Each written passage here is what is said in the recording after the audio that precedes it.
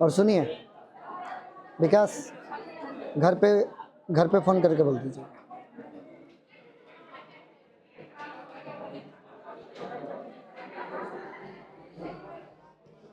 चलो प्यारे विद्यार्थी, आज की हमारी तारीख है 8 फरवरी से यस, और सभी लोगों को गुड मॉर्निंग। एक बार फिर से मैं रिकैप करता हूँ अपनी तमाम पढ़ाई गई बातों को। रिकैप करता हूँ मतलब पुनः एक बार दोहराता हूँ ताकि चीज़ें आपके माइंड में फिर से हम ला सके। थोड़ा सा इधर ही कुछ टाइम गुजारिए। टेंस की शुरुआत हुई। टेंस के बारे में हमने जाना, प्रेजेंट होता है, पास्ट होता है, फ्यूचर होता है। फिर मैंने एक बात आपसे कह दिया कि फ्यूचर की चिंता आपको नहीं करनी है। फ्यूचर की चिंता करने से प्रेजेंट बिगड़ जाता है ना, इसलिए ज़्यादा फ्यूचर के बारे में नहीं सोचना चाहिए। टेंस दो ही है, या तो प्रेजेंट है या पास्ट है। पास्ट से सीखो, प्रेजेंट को जियो, यही दुनिया कहता है। फ्यूचर के बारे में कोई नहीं जाता, हम हो आप हो, हम हो आप हो, ना हो, कोई इसमें फिक्स्ड नहीं होता। तो इंग्लिश भी कहता है कि फ्यूचर को लगभग खत्म मानो, प्रेजेंट और पास्ट को सीखो। टेंस को सीखने के लिए आपको केवल 4 चीज़ों को फोकस करना है। एक है प्रेजेंट, एक है पास्ट, एक है परफेक्ट और एक है फ्यूचर।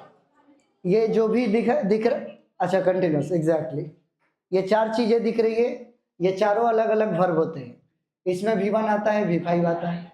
यानी कि अंग्रेजी तुम पढ़ रहे हो कहीं पर और तुमको उस वाक्य में दिख रहा है वर्ब का पहला रूप और 5वां रूप, तो तुम समझ जाना कि वो जो बात लिखी गई है वो प्रेजेंट में लिखी गई है। अगर तुम प्रेजेंट में कुछ भी करते हो, तुमको अंग्रेजी बोलना है, तो तुमको बोलने के लिए बस यही यूज़ करना है। जैसे अगर मुझे कुछ भी तुमसे बातें करनी है अंग्रेजी में, आई टीच इंग्लिश, तो मैंने बोला कि मैं अंग्रेजी पढ़ाता हूँ, तो मैंने क्या बोला? आई, मैंने वर्ब का कौन सा रूप लिखा? You come here every day. मैं कहना चाहता हूँ कि तुम यहाँ रोज आते हो, तो मैंने यू के बाद अभी क्या बोला? ये मैंने वर्ब का कौन सा रूप बोला? तो अभी जो बातें मैं बोल रहा हूँ अंग्रेजी में, ये प्रेजेंट में बातें कर रहा हूँ। अगर मैंने कोई ऐसा काम किया है जो बीत गया है, उसको बोलने के लिए मुझे पास्ट में जाना होगा, और पास्ट में जाने के लिए हमें क्या करना होगा? अगर मैं टीच की जगह ये बोलता कि I taught English, TAUGST, I taught English, तो इसका मीनिंग यह होता कि मैं अंग्रेजी पढ़ाता नहीं हूँ, मैं अंग्रेजी पढ़ाता था। मतलब थोड़ा सा अगर इधर उधर करेंगे अपनी आवाज़ को, तो हमारे कहने का पूरा मतलब बदल जाएगा। आई टीच इंग्लिश अगर मैं बोल रहा हूँ तो मैं अंग्रेजी पढ़ाता हूँ, आई टॉट इंग्लिश बोल रहा हूँ, अंग्रेजी पढ़ाता था। यू कम हियर मतलब तुम यहाँ आते हो, यू केम हियर बोल दूँ तो तुम यहाँ आते थे, ये पहले की बात हो गई। Is that clear students? Perfect में आएंगे तो वर्ब का थर्ड फॉर्म लगाएंगे। बोलो हाँ जी। ये 3 वो वर्ब हैं जो कि आते हैं तो अकेले आते हैं, इनको आने के लिए किसी भी ऑक्सिलियरी वर्ब की जरूरत, लेकिन V3 जब भी आएगा तो ये अपने पीछे हैव फैमिली को लेकर आएगा। हैव फैमिली समझ गए आप लोग? इसमें हैव होता है, हैज होता है, हैड होता है। एक बड़ा ट्रिकी बात तो लोग को बता रहा हूं, जहां वर्ब में एस लगा है ना, वो समझ जाना कि वो उसका काम इसका होता है। कोई भी वर्ब हो ना, अगर एस लगा, वाज में एस लगा है ना, एक प्रकार का V5 का काम करता है। इज में एस लगा है ना, एक प्रकार का V5 का काम करता है। डज के लास्ट में क्या दिख रहा है? ये V5 का काम करता है। ये बड़ा ट्रिकी चीज है।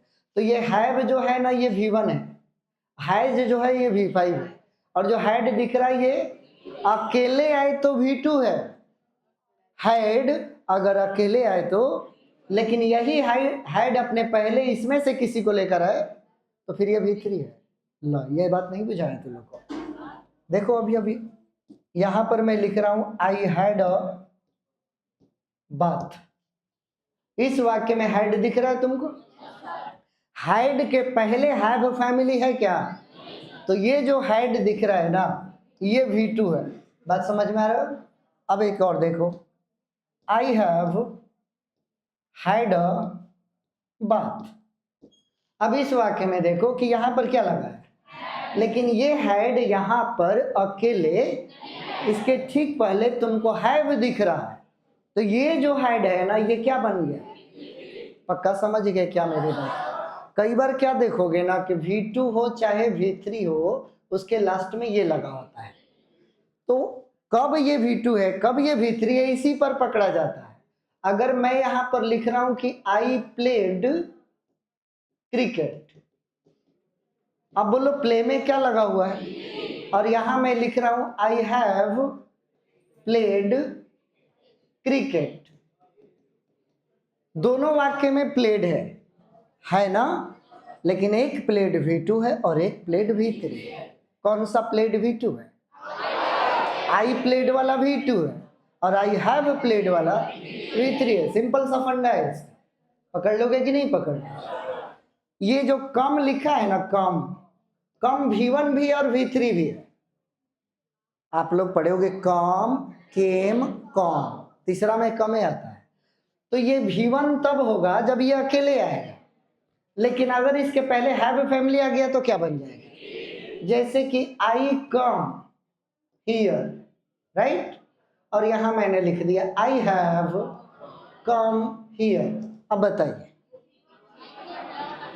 जो पहला वाला है वो V1 है और जो हैव वाला है वो V3 है। तो V3 को पहचानने का सबसे सिंपल फंडा क्या? हैव फैमिली का कोई आएगा, और हैव फैमिली में 3 मेंबर्स हैं, हैव, हैज और हैव। Is that clear? कल हम ये पढ़ रहे थे कि V3 कभी अकेले नहीं आता, जब भी आता है अपने पहले हैव फैमिली को लेकर आता है। बरोबर एकदम? ओके। कंटिन्यूअस किसे कहते हैं?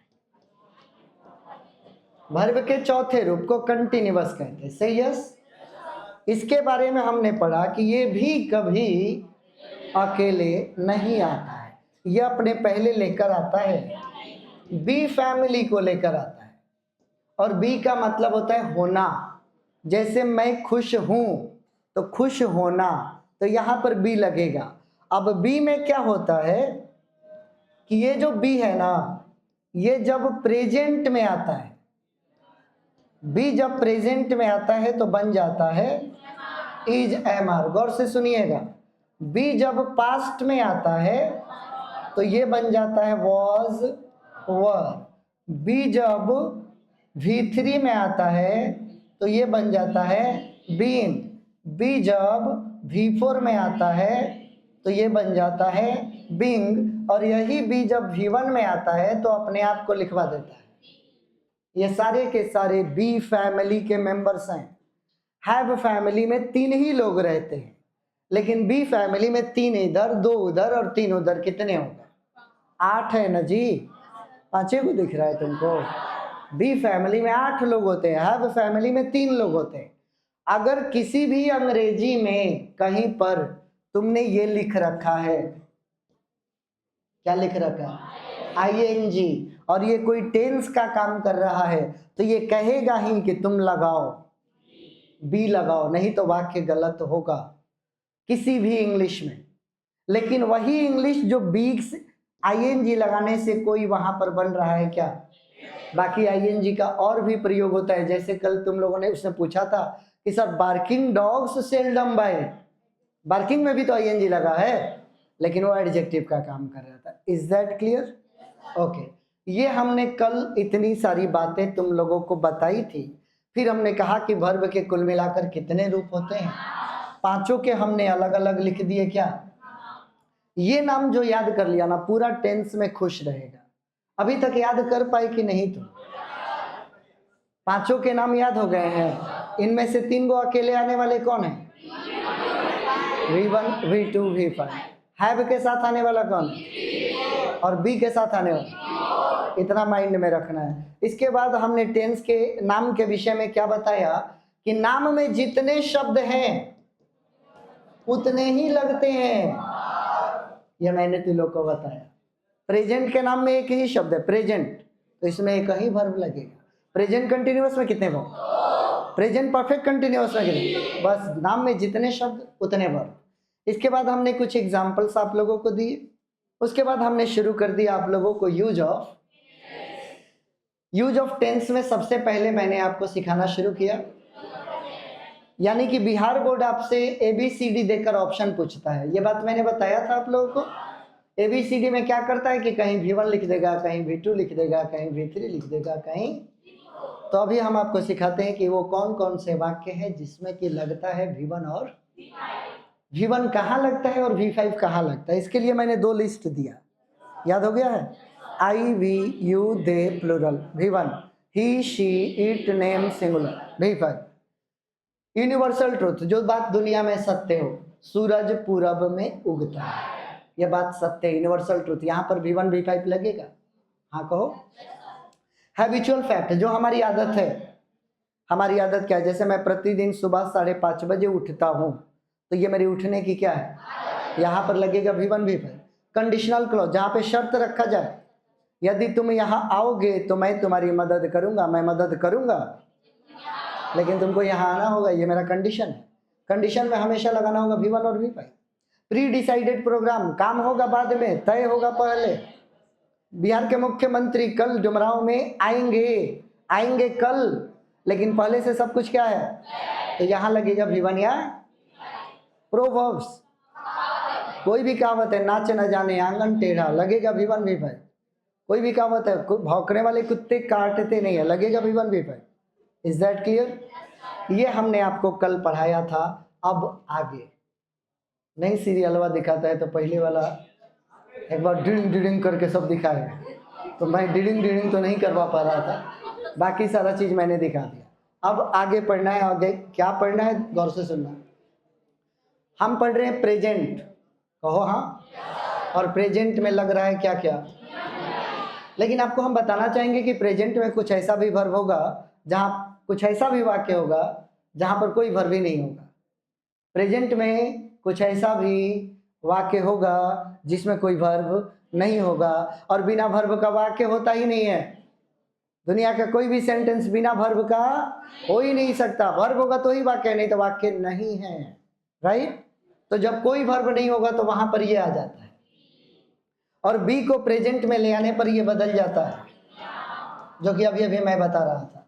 अब मैं यहां पर लिख रहा हूं, देखिएगा क्या लिखा है, लिव्स मतलब होता है पत्ते, खाली स्थान छोड़ दिया और यहां पर लिख दिया क्या, और यहां पर आपका बिहार बोर्ड कह दिया कि चलो भाई OMR शीट में लगाओ। तो लोग, आज मैं टेंस पढ़ा रहा हूं, कल अंग्रेजी का एग्जाम हुआ है, आर्ट्स वालों का पेपर मेरे पास भेजा गया, तो टेंस का एकदम वही सवाल पूछा है जो मैं तुम लोग को अभी यहाँ पर सिखा रहा हूँ। एक सवाल पूछा था उसमें क्या, कि वाक्य में एक जगह हैव लगा दिया था, राइट, 4 गो ऑप्शन लिख दिया था, एक में V1, एक में V2, एक में V3, एक में V4। तुम लोग बताओ कौन सा लगाते, V3 लगाते। ये सवाल पूछा है कल बिहार बोर्ड में, कल के परीक्षा में है, और हमने पहले से सीख रखा है कि हैव है तो V3 होगा, बाकी कोई हो ही नहीं सकता, V3 लगा तो सही आंसर हो गया। कल हम पेपर चेक कर रहे थे, आर्ट्स वालों का पेपर था, इतना आसान है कि कहो मत। साइंस वालों का थोड़ा सा हार्ड था। साइंस यहाँ पर पढ़ने वाले कौन कौन है, तो लोग अंग्रेजी हार्ड है, हाँ, अरे रियली मैंने दोनों का पेपर रख दिया सामने, आर्ट्स वालों का इतना आसान दिया है, इतना आसान कि तुम लोगों को मैं क्या कहूँ। फोन किया सब, सर 50 को बनाना था, मन ललच रहा था, कह रहा था कि सर और बन जा, दे देता बनाने को, अच्छा लगा, इतना आसान कर दिया आर्ट्स वालों का। साइंस वालों में कुछ कुछ सवाल टॉप लेवल का पूछा है, लेकिन कतनो टॉप लेवल पूछेगा, कतनो ऐसा तो हो ही नहीं सकता कि नहीं बनेगा, कितना भी टॉप लेवल, क्योंकि जो लेवल यहाँ से पढ़ कर जा रहे हो ना, ये वाला, इस लेवल का 1/2 कर देता है, तो एकदम इजीली सॉल्व होगा, तो एकदम आसानी से जाओगे तो लोग बना पाओगे। अब यहाँ पर सपोज ये सवाल है, इज, आर, वाज, वर, रुक जाओ, रुको रुको, जो आता है वो पचता नहीं, और जो नहीं आता है बकार नहीं निकलता, तो लोग का ये हाल है। इसका हिंदी निकालोगे तो होगा पत्ते हरे होते हैं, तो ये भी तो यूनिवर्सल ट्रूथ है ना जी। तो पत्ते हरे होते हैं में प्रेजेंट होगा कि पास्ट, तो ये तो काट दो क्योंकि ये दोनों क्या है, तो पास्ट को हटा दो, बचे 2 गो पत्ते हैं, पत्ते यानी कि ये सिंगुलर है कि प्लूरल, तो प्लूरल में इज लग सकता है, काट दो, लगा दो यहाँ पर, ये भी एक यूनिवर्सल ट्रूथ है। सवाल तुम्हारा दे देगा, जैसे यहां पर देखो, वाटर खाली स्थान, कलरलेस, यहां पर भी option is, are, was, were, colourless का मतलब जिसका कोई कलर नहीं होता है। तो वाटर का कोई कलर, वाटर में जो कलर डालोगे वही कलर हो जाएगा। इसीलिए दूध में पानी मिलाना आसान होता है, क्योंकि पानी मिलाओगे तो वो भी दूध बन जाएगा, क्योंकि इसका अपना कोई कलर। तो ये यूनिवर्सल ट्रूथ है। तो प्रेजेंट होना चाहिए के पास, तो ये तो दोनों गलत। तो वाटर में कौन सा सही? तो इज लगा दिया, हो गया तुम्हारा। ये भी परीक्षा में पूछेगा, इतना आसान सवाल ये भी पूछता है।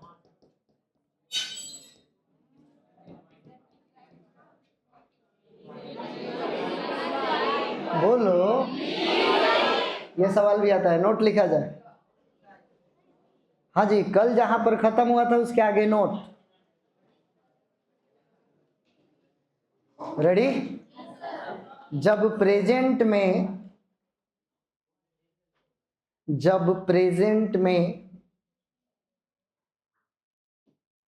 कोई मेन वर्ब नहीं होता है, जब प्रेजेंट में कोई मेन वर्ब नहीं होता है, तो बी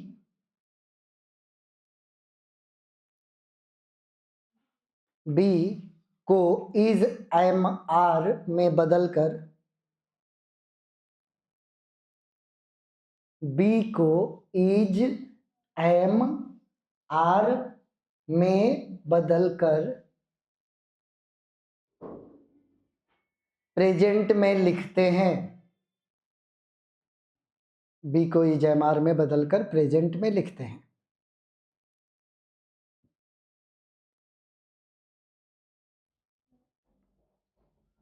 हो गया शिष्य? एग्जाम्पल्स तुम्हारे सामने ये रहा, लिखो leaves are green, leaves are green, are को अंडरलाइन करो। वाटर इज कलरलेस, इज को अंडरलाइन करो।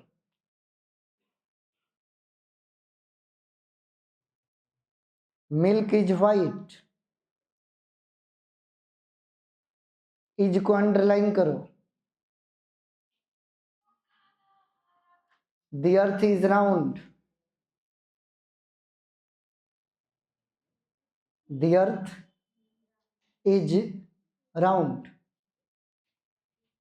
इसका हिंदी बोलो। ये भी तो यूनिवर्सल ट्रूथ है ना, इसको अंडरलाइन करो। इज को, the sky is blue, the sky is blue.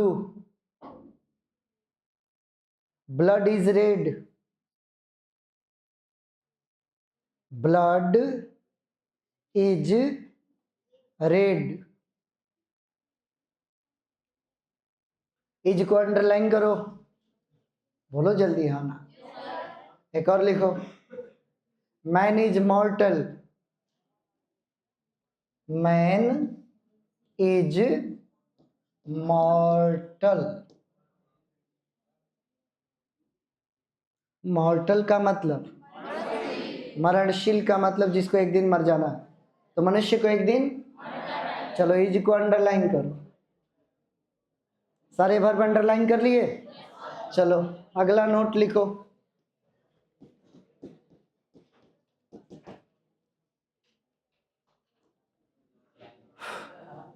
कल 5 को लिखे थे। नंबर 1 यूनिवर्सल ट्रूथ, नंबर 2 पर क्या था? लिखो हैबिचुअल फैक्ट, नोट में लिखो हैबिचुअल फैक्ट्स। स्पेलिंग है भूला गया तो। इतना कागज बज रहा है, इसका मतलब समझ में आ रहा है? पेज पलटा रहा है, इसका मतलब उसको खोजा जा रहा है। हैबिचुअल फैक्ट्स वाले सेंटेंस में, हैबिचुअल फैक्ट्स वाले सेंटेंस में कुछ एडवर्ब्स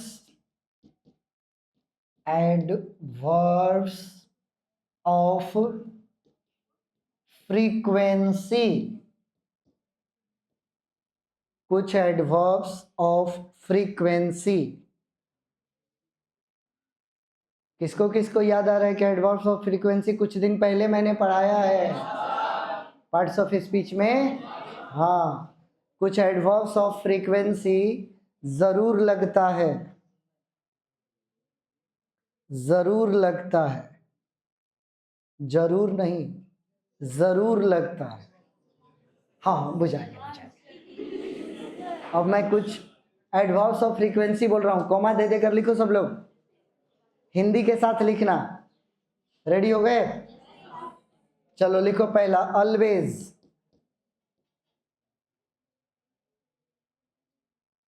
हिंदी, हमेशा।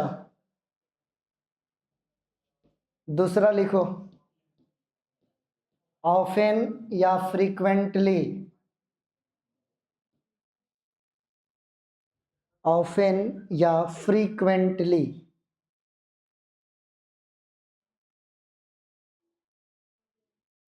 इसका हिंदी लिख लो, अक्सर या प्रायः। अक्सर या प्रायः। 3 नंबर पे लिखो, सेल्डम, रेयरली, बेयरली, हार्डली, स्कार्सली।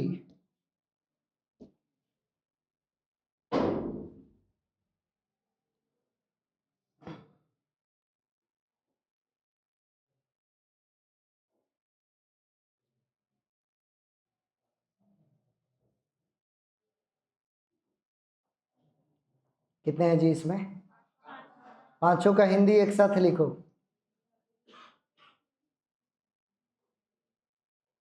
बोल सकता हूं?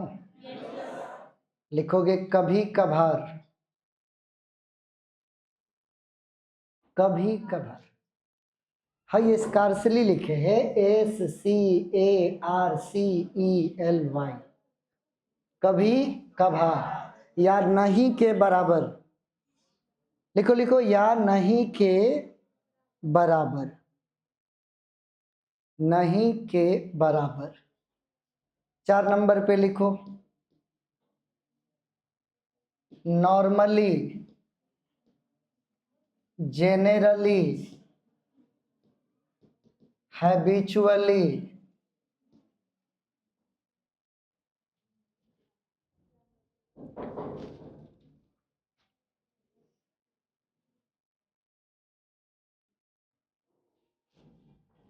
रेगुलरली।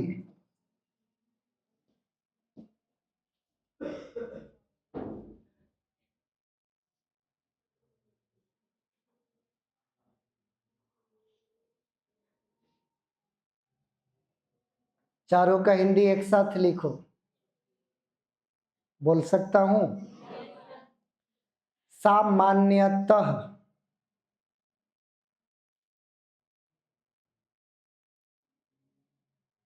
सामान्यतः, त के आगे 2 बिंदु, सामान्यतः। हो गया जी? अगला लिखोगे, समटाइम्स,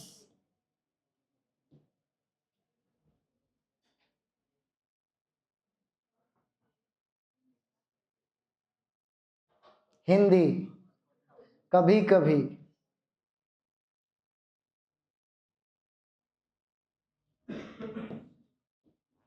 अकेजनली,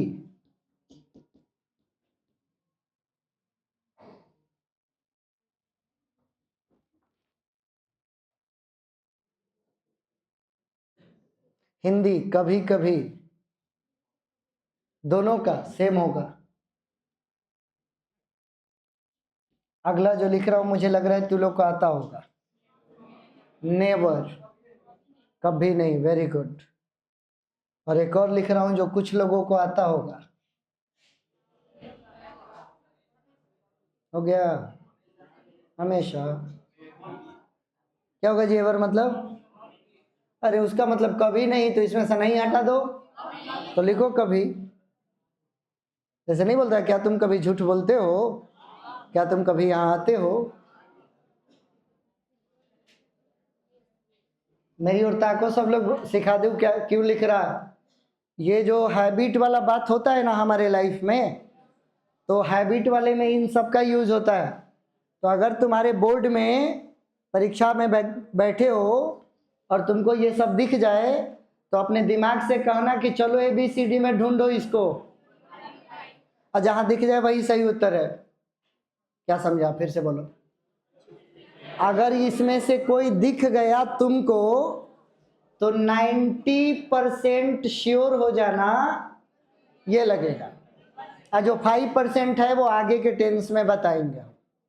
95% यही लगेगा, 90% यही लगेगा, 10% कोई दूसरा टेंस भी लगता है। बोलो हाँ। मैं एग्जाम्पल में दिखा देता हूँ। V1 V5 लिखो, सारा वर्ड सामने रखना, क्योंकि उसी में से बोलेंगे फिर दोबारा, फिर पेज पलटेगा, कागज की आवाज आएगी। लिखो, शी नॉर्मली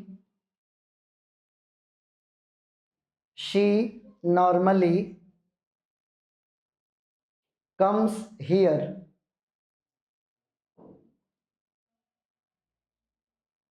फुल स्टॉप। पहले तो मुझे ये दिखाओ कि कौन सा फ्रीक्वेंसी ऑफ एडवर्ब है इसमें। एडवर्ब्स ऑफ फ्रीक्वेंसी है नॉर्मली, और वर्ब दिखाओ। कम्स को अंडरलाइन करो, कौन सा है? चलो इसका हिंदी होगा वह सामान्यतः यहाँ आती है। Next, I hardly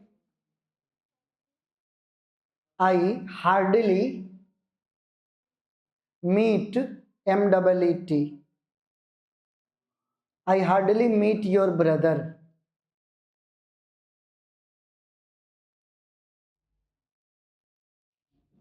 I hardly meet your brother full stop. पहले ये दिखाओ कि वहां पर एडवर्ब ऑफ फ्रीक्वेंसी कौन है। हार्डली का हिंदी बताओ। कभी कभार, यानी कि न के बराबर। मीट मतलब, तो मैं न के बराबर तुम्हारे भाई से कभी कभार मिलता हूँ। इतना कम मिलता हूँ कि मान लो कि नहीं मिल। बरोबर है क्या? अंडरलाइन करो मीट को। कौन सा रूप है? एस क्यों नहीं है? क्योंकि आई के साथ V5। Next, your father generally teaches, teach में जोड़ दो, बहुत बढ़िया, टीच में ES, teaches physics. Your father generally teaches physics full stop. पहले एडवर्ब ऑफ फ्रीक्वेंसी बताओ। बहुत बढ़िया। वर्ब बताओ, कौन सा रूप है? बहुत बढ़िया। क्यों V5 है? क्योंकि फादर सिंगुलर नाउन है। चलो अंडरलाइन कर लो। हिंदी, तुम्हारे पिताजी सामान्यतः भौतिकी शास्त्र पढ़ाते हैं ना जी। चलो एक और लिखो, we never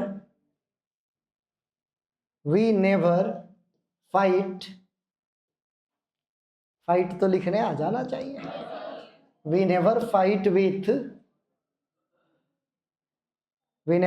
with one another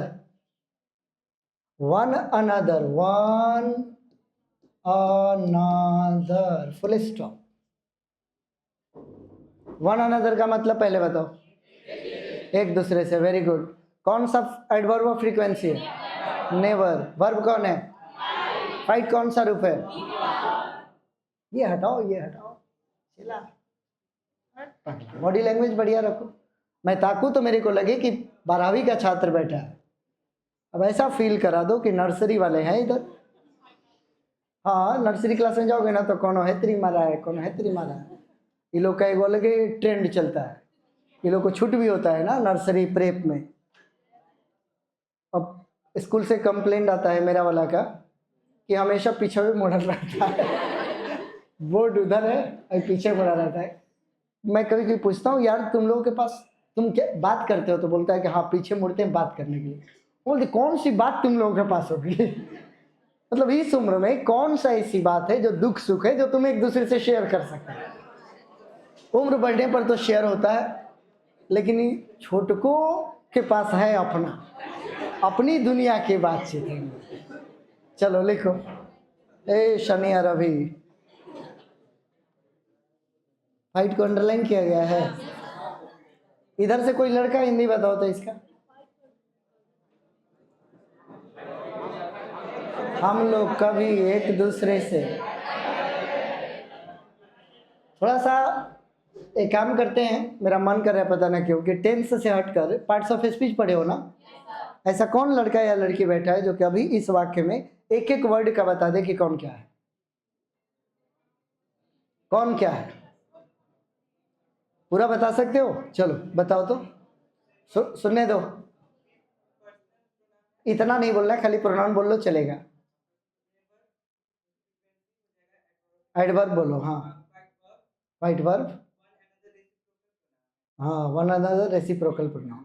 with भी है, विथ भी है इसमें। विथ क्या है? With preposition.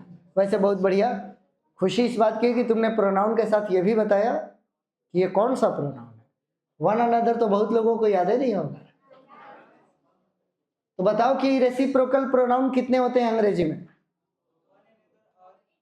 दो ही होता ही है, ईच अदर, वन अनदर। ये रेसिप्रोकल प्रोनाउन है। बहुत बढ़िया। इसने बोला कि वी पर्सनल प्रोनाउन है, क्यों? कौन बताएगा इधर से? क्यों है जी?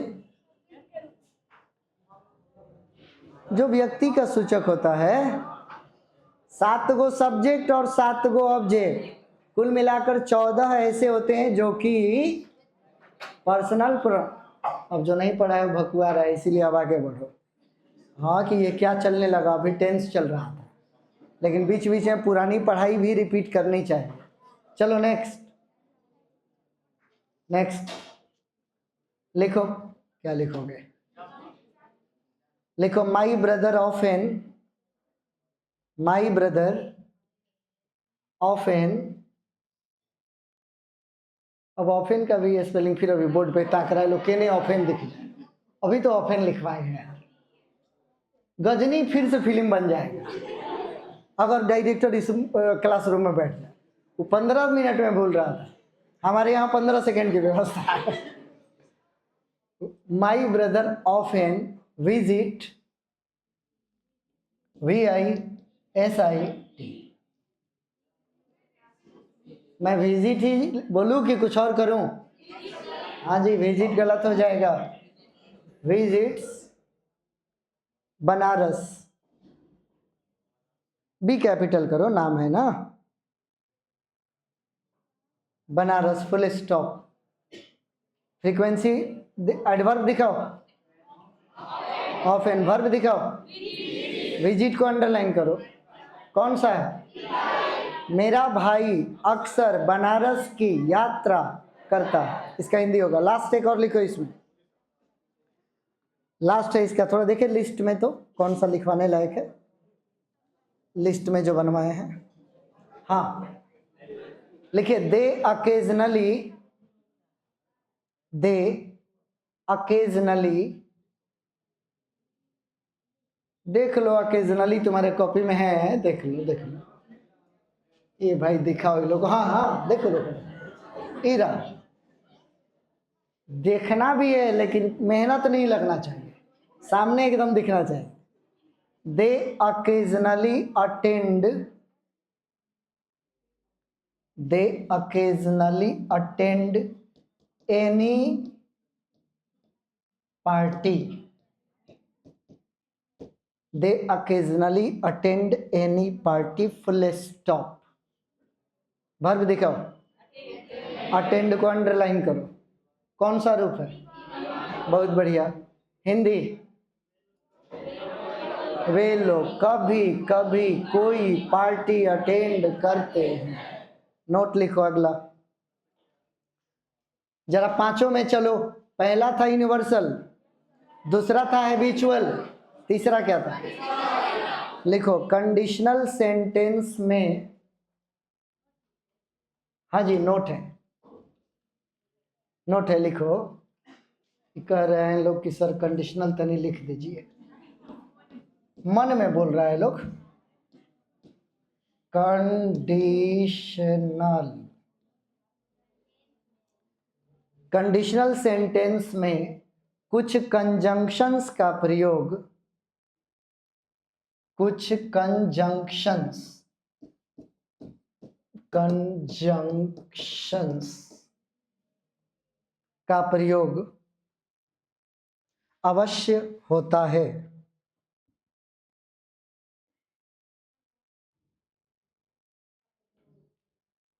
कंजंक्शंस का प्रयोग अवश्य, कंजंक्शन किसे कहते हैं? यानी कि कंडीशनल में हमेशा दो गो वाक्य मिलेगा तुमको, क्योंकि इसमें क्या लग रहा है। तो कौन कौन कंजंक्शन लगता है लिखो। पहला इफ, इफ का हिंदी चलो लिख लो यदि। दूसरा in case,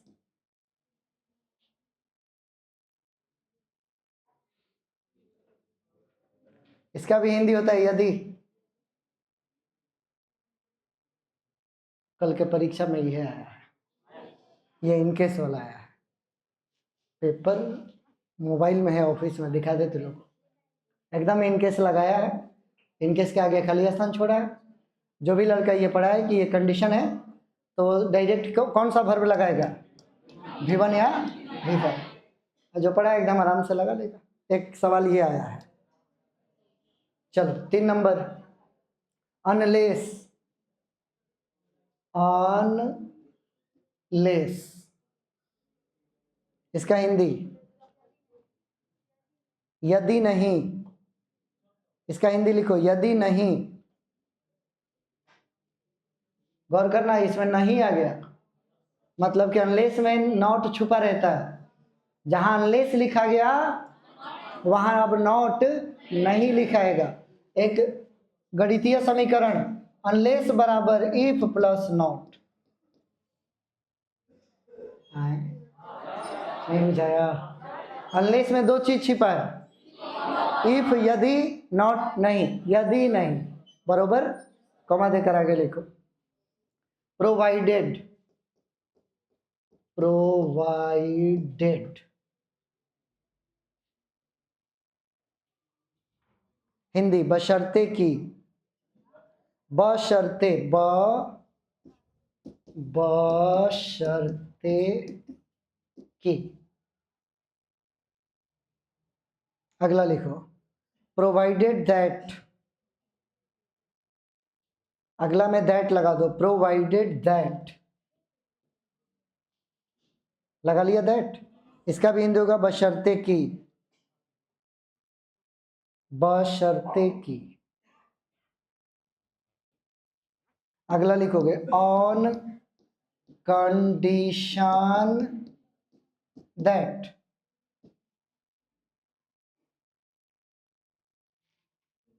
on condition that, इसका भी हिंदी होगा बशर्ते की। यानी कि बशर्ते की हिंदी के लिए 3 इंग्लिश वर्ड हमारे पास है। कौन कौन? Provided, provided that, on condition that, बरोबर एकदम। अगला लिखोगे टिल या अनटिल,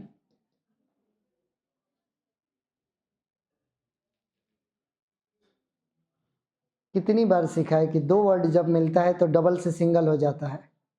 तो अन और टिल जब मिलेगा तो 2 गो एल नहीं लिखाएगा। कितना बढ़िया बात बोले, अभी तुम सबको सीख जाना था। जब 2 वर्ड मिलकर एक वर्ड का फॉर्मेशन करता है और उसमें से किसी में भी एक में डबल है तो उस डबल को सिंगल करना होगा। जैसे देख लो, पढ़ो पढ़ो, ऑल प्लस रेडी, डबल है ना, दोनों को मिलाओगे तो सिंगल हो जाएगा। Already, on plus till, double है ना, दोनों को मिलाओगे तो ऐसे हो जाएगा। नहीं समझे भाई? देखो यूज प्लस, कैसे लिखा है? FUL हो जाएगा। बुझ गया कि नहीं? तब वो बुझे, फिर अगला दिन कुछ बोलेंगे ना तो डबल मारेगा। तो लिखा जाए नेक्स्ट, इसका हिंदी लिखो तक, तक आने तक, जाने तक, खाने तक, तक हो गया। ये लिखो बिफोर,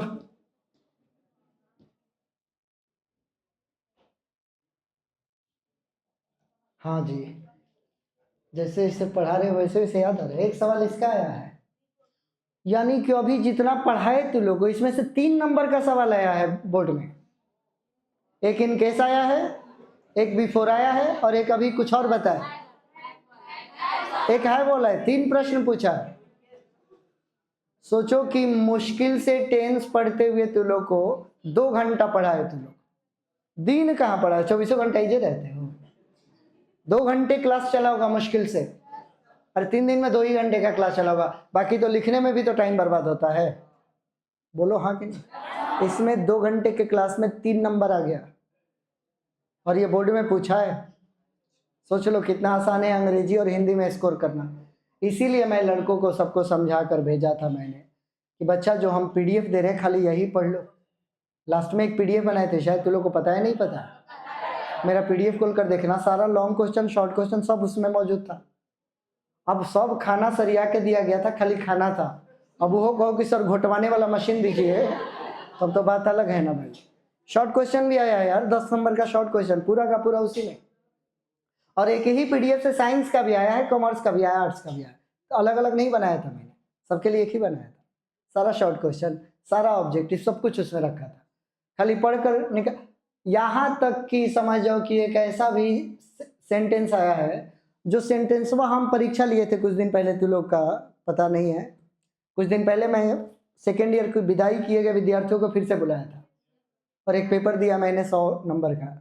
उस पेपर में जो जैसे लिखे थे ना वैसे आया है। उसमें से एक लड़की कल हमको फ़ोन की, उसका आंसर गलत हो गया था मेरे एग्जाम में, तो बोली थी कि सर क्या क्या गलत है। तो मैंने उसको समझाया था, देखो ये वाला गलत है, ऐसे होगा। और सेम वही क्वेश्चन उसका कल आया था, तो फ़ोन की थी कि सर आप तो बता दिए थे, ऐसे होगा, वही लिखकर बना कर आई है, ऐसे हुआ। कोइंसिडेंस, कोइंसिडेंस मतलब ये इत्तेफाक है। सोच लो चीज़ें कितनी इंपॉर्टेंट है। कभी कभी अगर टीचर तुमसे कुछ कहे ना, सीरियसली लेना उसको, एकदम हूबहू वही आ जाता है एग्जाम में। बैक, बिफोर का हिंदी के पहले लिखो, यूटोपिया से घूम के लौटी है। बिफोर के पहले, आफ्टर के बाद, ये जितना लिख रहे थे क्या लिख रहे थे, फिर से बोलो। ये सारे कंजंक्शंस हैं जो तुमने लिख लिया। अब मेरी बात ध्यान से सुनो, ये जितना कंजंक्शन लिख दिया, इनके बाद छोड़ देगा ये, तो इसमें जाकर ढूंढ के भर देना। क्या क्या? पहले वही दे देता हूं जो बिहार बोर्ड ने पूछा था। चलो ये सवाल पूछा है, हूबहू यही पूछा है जो मैं लिख रहा हूं।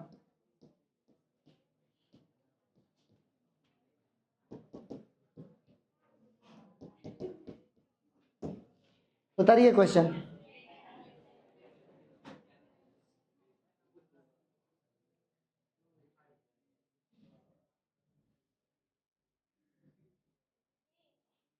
हाँ, मतलब अभी ऑप्शन नहीं दिया, लेकिन फिर भी इसने सही जवाब दिया है। यही पूछा था, लिखा था बाबू ऐसे, ए में रेन, बी में लिखा था रेन्स, सी में लिखा था रेनिंग, RAINING,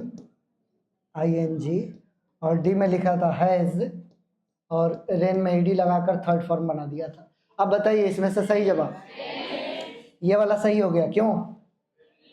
क्योंकि ये क्या है, इन केस 2 ही चीज मांग सकता है, क्या क्या? तो ये तो गलत है, फिर ये भी गलत है, ये बच गया, और ये बच गया। ये क्यों गलत है बोलो? क्योंकि यहाँ पर ये क्या लगा है, ईट के साथ भी वन लग सकता है क्या, मतलब ये गलत है। तो एक सही हो गया। सेम यही सवाल है। चलो एक और लिखो, जो बोर्ड में पूछा है, ये पूछा है, देखो यहाँ पर सेम यही लाइन है।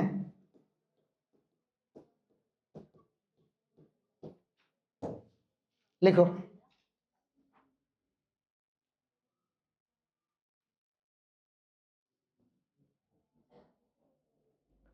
जल्दी देख लो, ये कंजंक्शन कौन सा कंजंक्शन है? बिफोर के पहले एक वाक्य हो गया, अब बिफोर के बाद एक और वाक्य हो गया। ये जो वाक्य हो गया ये क्या मांगेगा? V1 यहाँ पर कौन है? कौन सा मांगेगा? तो जो 4 ऑप्शन में V1 है वो सही जवाब है। तो ऑप्शन दिया था लीप, लीपिंग, लीप्ड नहीं लेफ्ट, सॉरी LEFT लेफ्ट, और एक लिखा था लिप्स। कौन सा V1 है बोलो? Number 1 leap. लीप का मतलब होता है जंप करना। जंप मतलब, हाँ, तो इसका हिंदी होता है कूदने से पहले देख लेना। मतलब कि कतना गढ़ा है, पहले ताक लो तब कूदो, नहीं तो चला जाएगा, बाहर आ जाएगा। मतलब कोई भी काम करने से पहले हमें क्या करना चाहिए? देख ले, सोच लेना चाहिए। ये कहावत है कि कूदने से पहले देखो और बोलने से पहले सोचो। एक और लिखिए, think before you speak, think before you speak. चलो बिफोर के बाद वर्ब को दिखाओ, स्पीक को अंडरलाइन करो, जल्दी करो। स्पीक को अंडरलाइन किए, कौन सा रूप है? V1। हिंदी बोलो, बोलने से पहले सोचो। एक और लिखो, unless, unless you work hard, unless you work hard, comma दे दो, यू विल नॉट पास।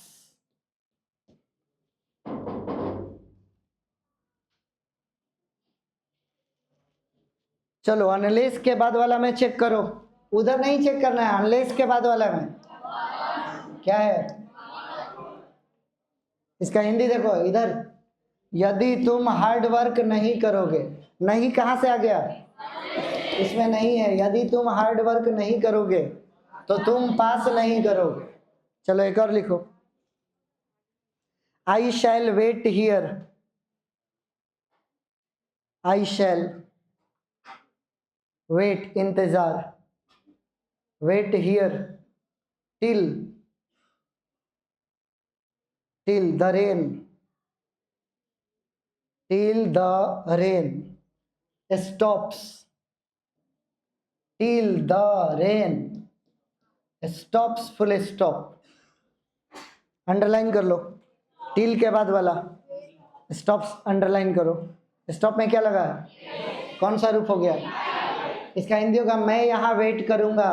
कब तक? वर्षा के स्टॉप होने तक मैं यहाँ वेट करूंगा। वेट मतलब, एक और लिखो, लिख लो लिख लो, एक दो को और लिख लो, छूटेगा नहीं क्लास, 12 हो रहा है। लिखो,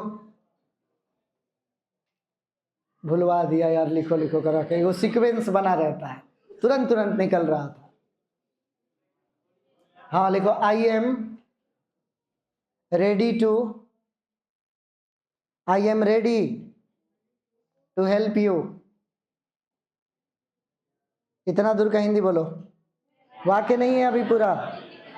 मैं तुम्हारी मदद करने को तैयार हूं, प्रोवाइडेड, प्रोवाइडेड अभी अभी लिखा था, फिर भी बोर्ड पर दिखाना पड़ेगा, पता नहीं किधर गया। Provided you mend your ways, you मेंड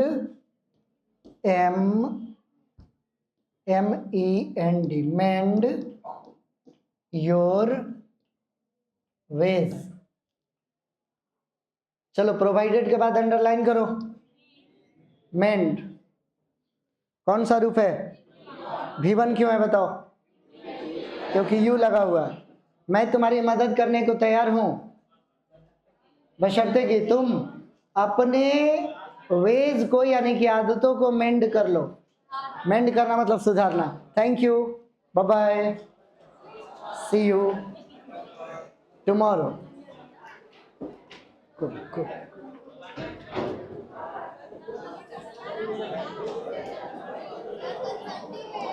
ये विद्यार्थी, कल आप लोगों का कोचिंग बंद रहेगा।